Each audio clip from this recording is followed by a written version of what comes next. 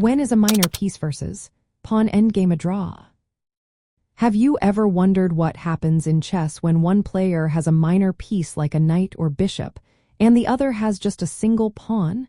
This situation can lead to some fascinating outcomes. Let's break it down. In these endgames, the key factor is whether the minor piece can stop the pawn from reaching its promotion square. A pawn's strength lies in its ability to promote to a queen or rook, which can change the game entirely. The minor piece, on its own, cannot deliver checkmate, so its main job is to block or capture the pawn before it promotes. So, when does this endgame result in a draw?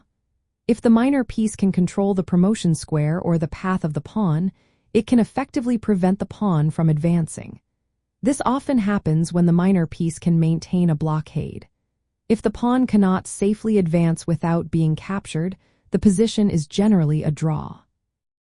Another important aspect is whose turn it is to move.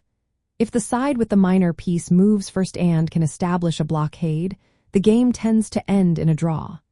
Even if the pawn is close to promoting, if the minor piece can patrol around the promotion square, the pawn cannot queen, leading to a draw. On the other hand, if the pawn can safely advance to promotion without being stopped, the side with the pawn wins.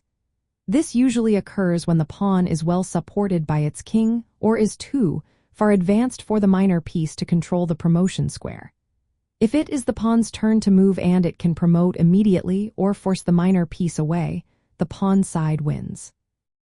The type of minor piece also matters. Knights struggle to control long diagonals or distant squares compared to bishops. The pawn's fail and the color complex relative to the bishop's color can also influence the outcome. The presence and activity of the kings are crucial. The defending king should support the minor piece in its blockade duties. If there are multiple pawns or other pieces involved, the evaluation changes, but here we focus on a lone pawn versus a minor piece.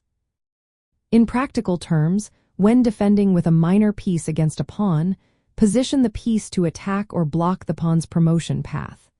Use the king actively to help control critical squares. If you are attacking with the pawn, advance it while supported by your king, forcing the opponent's minor piece away.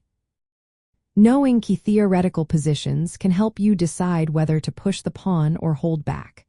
A minor piece versus a lone pawn endgame is a draw when the minor piece can effectively prevent the pawn from promoting. If the pawn can promote, the side with the pawn wins, as a lone minor piece cannot stop a queen or rook.